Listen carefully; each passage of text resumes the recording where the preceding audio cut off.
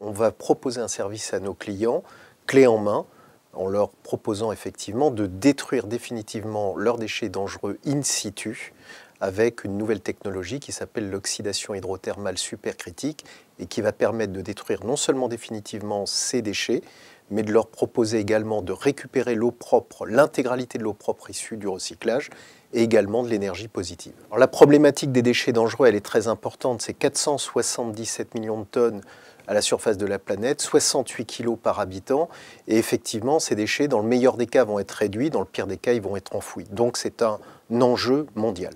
Nos clients sont des grands groupes mondiaux, dans des domaines variés comme la pétrochimie, la chimie, la pharmacie, la santé, même le nucléaire.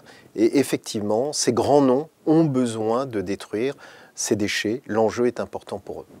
Nous apportons à nos clients une innovation de rupture, une nouvelle technologie sur des fondamentaux de brevet du CNRS que l'on appelle l'oxydation hydrothermale en milieu supercritique à énergie positive.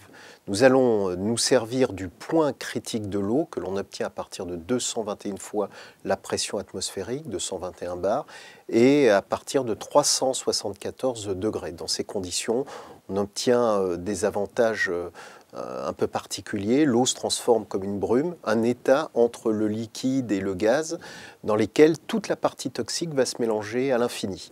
Nous allons injecter de l'oxygène et c'est cet oxygène qui va oxyder et détruire définitivement la partie toxique de ces déchets.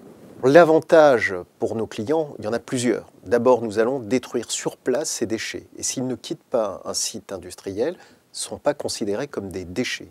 Deuxièmement, nous allons effectivement récupérer la totalité de l'eau propre qui est issue de cette réaction et nous allons également pouvoir fournir une énergie positive importante à nos clients.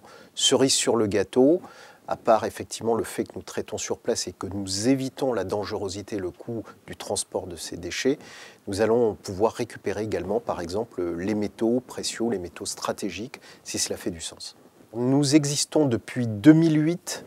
La prochaine étape, c'est l'ouverture cette semaine d'un bureau à Montréal visant principalement à travailler sur cette problématique importante des sables bitumineux qui pose d'énormes problèmes aux compagnies pétrolières et surtout à l'environnement.